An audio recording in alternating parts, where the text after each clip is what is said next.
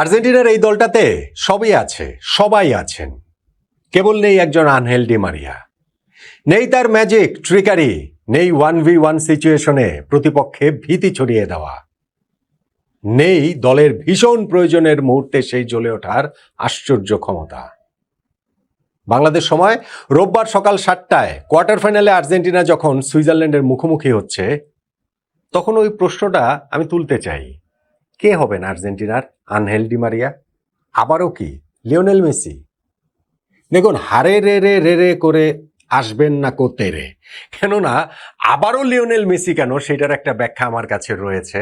আর ডিমারিয়ার কথাটা শুধুমাত্র আবেগ উস্কে দেওয়ার জন্য না, সত্যি সত্যি আর্জেন্টিনার এই টিমটাতে ডিমারিয়া কিভাবে মিসিং এবং সুইজারল্যান্ডের বিপক্ষে এই ম্যাচটাতে তিনি এখনো কেন প্রাসঙ্গিক, সবকিছু মিলে আলোচনাটা করছি। এবং আর্জেন্টিনার যে আরো দু একটা জায়গায় উদ্বেগের রয়েছে, সেটা আমি আমার মতো করে আসলে একটা পর্যালোচনা করছি, আপনি সেটা মিলিয়ে নিতে পারেন, আর ম্যাচের মধ্যে তো সেটা মেলানো হবেই।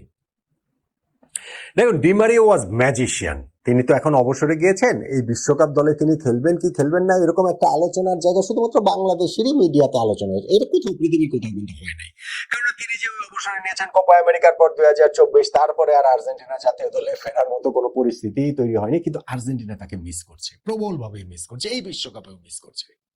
গত বিশ্বকাপ পর্যন্ত, বা ধরেন ওভারঅল যদি আপনি ধরেন আর্জেন্টিনার এই এরাটা, তাদের ফুটবল ইতিহাসের সর্বকালের সবচেয়ে সফলতম সময়ে তারা পার করছে, এবং সেইখানটাতে লিওনেল মেসির পরে সবচেয়ে বেশি করে যার নামটা উচ্চারিত হবে, তিনি আনহেল ডি মারিয়া, লিওনেল মেসির প্রধানতম সহচর। এবং এলফিদেওকে এই ম্যাজিশিয়ানের সঙ্গে মিলে কি কি করেছেন, তার সেই কীর্তির জায়গায়, স্পেশালি এই বিগ ম্যাচগুলোতে তার সেই পারফরমেন্স, আগে বিগ ম্যাচগুলোতে তিনি যে ইনজুরির কারণে খেলতে পারেননি, সেই হতাশা, সবকিছুই ঘুরে ফিরে আসতে বাধ্য। এই বিশ্বকাপেও দেখেন যে আর্জেন্টিনার ওই যে একটা উইংয়ে গিয়ে 1v1 করে ফেলা প্রতিপক্ষের সঙ্গে, এবং সেইখানটাতে প্রতিপক্ষকে একেবারে ভীতির সঞ্চার করে দেওয়া, এইরকম কি কেউ দেখাতে পেরেছেন?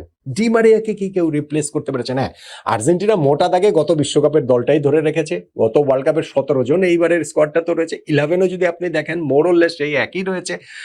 কিন্তু একজন ডি মারিয়া না থাকাটা কে জানে কোন ম্যাচে গিয়ে আর্জেন্টিনার জন্য সবচেয়ে বড় আফসোসের কারণ হয়। গত ম্যাচেও তো ওরকম পরিস্থিতি তৈরি হয়ে গিয়েছিল, যেইখানে লিওনেল মেসি হয়ে উঠেছিলেন ডি মারিয়া। দেখুন, সুইজারল্যান্ডের বিপক্ষে যখন এই ম্যাচটা খেলতে নামছে আর্জেন্টিনা, তখন একটা কারণে ডিমারিয়া প্রাসঙ্গিক, এটা ইতিহাসের কারণে। 2014 বিশ্বকাপেও কিন্তু নকআউট পর্বে, ওইবার অবশ্য রাউন্ড অফ 16-এ শুরুতেই আর্জেন্টিনা সুইজারল্যান্ড মুখোমুখি হয়েছিল, যেইখানটাতে 90 মিনিটের খেলা গোল শূন্য থাকে। অতিরিক্ত সময় পেরিয়েও যখন প্রায় টাই ব্রেকারটা দেখা যাচ্ছে, ওই সময় 118তম মিনিটে আনহেল ডি মারিয়া একটা গোল দিলেন। কার পাশে? লিওনেল মেসির পাশে। এবং সেইটাতেই তারা কোয়ার্টার ফাইনালে টিকিটটা পেয়ে যায়। ফলে সুইজারল্যান্ডের মুখোমুখি যখন আসে, তখন ওই ম্যাচের চর্চাটা হবে। কিন্তু এখন ধরেন 2014-র কথা তো আর 2026-এ বলে লাভ নেই। কিন্তু ডি মারিয়ার ওই জায়গাটা, ওই একটা সাইড ধরে রাখাটা ফরওয়ার্ড লাইনে, সেইটা আসলে কেউ পূরণ করতে পারেনি। আর্জেন্টিনা যেমন এই ওয়ার্ল্ড কাপের শুরুর ম্যাচগুলোতে তারা থিয়াগো আলমাদাকে দিয়ে চেষ্টা করারও হয়েছে।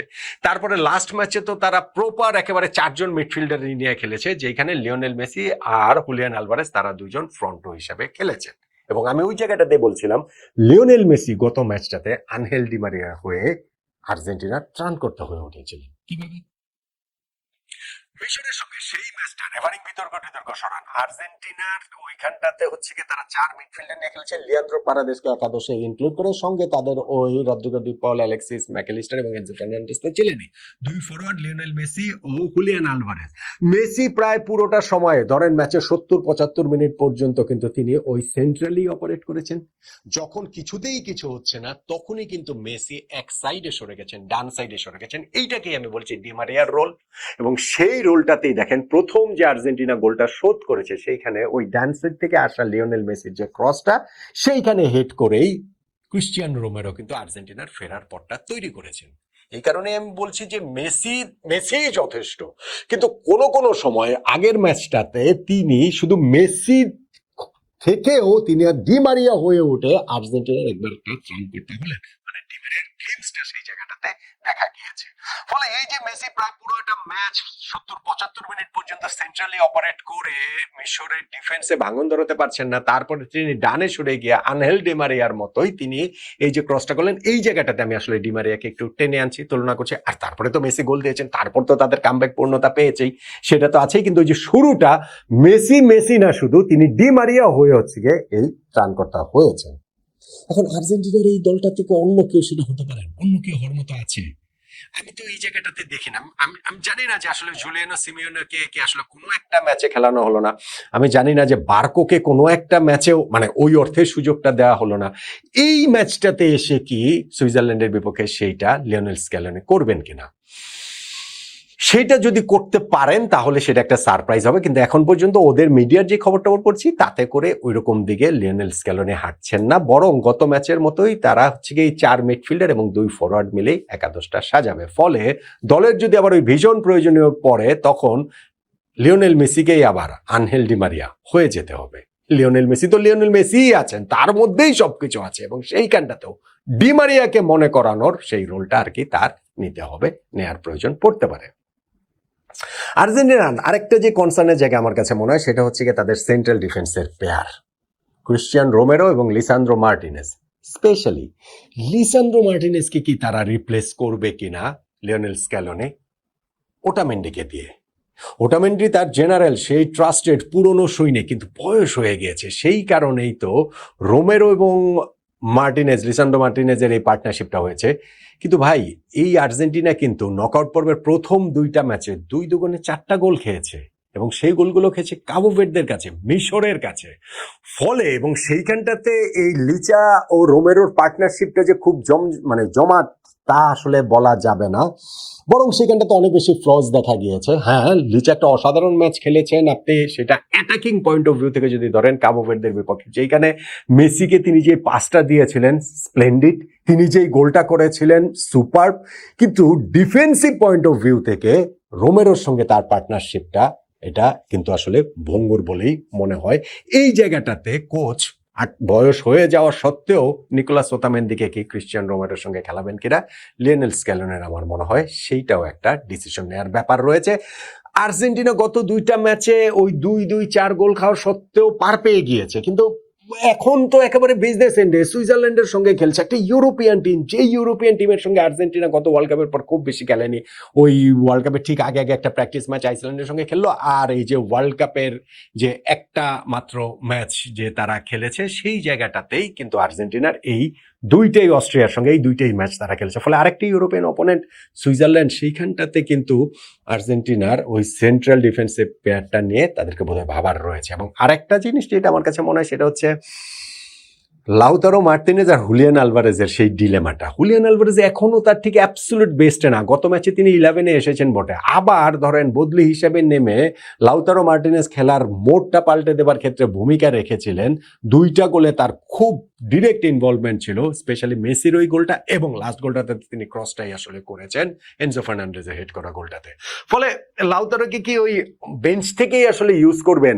আমার কাছে যদি 2জন স্ট্রাইকার খেলান তাহলে মেসির সঙ্গে হুলিয়ান আলভারেজ খেলবে বলে আমার কাছে মনে হয়, কিন্তু যদি তারা 3 ফরওয়ার্ড খেলায় তাহলে এই 2জনকেই ইনক্লুড করতে পারে। কিন্তু আমার মনে হয় না যে এরকম ওয়ার্ল্ড কাপ কোয়ার্টার ফাইনাল সুইজারল্যান্ডের বিপক্ষে ম্যাচে কোচ এখানটাতে ওটা করবেন, স্পেশালি গত ম্যাচটাতে তিনি যখন 4জন মিডফিল্ডার নিয়ে খেলেছেন।